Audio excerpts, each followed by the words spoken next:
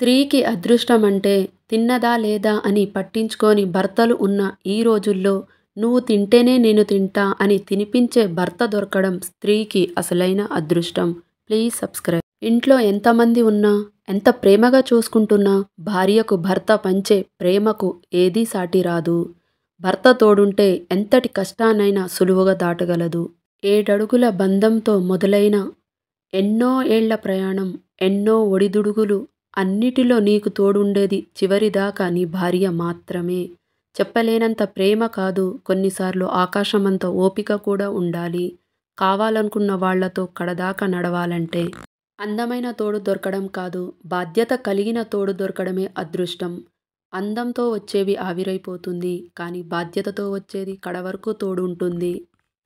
మనకు ఎన్ని పనులు ఉన్నా ఉదయాన్నే మనసుకు నచ్చిన వారిని పలకరించడంలో ఉండే ఆనందం మాటల్లో చెప్పలేము.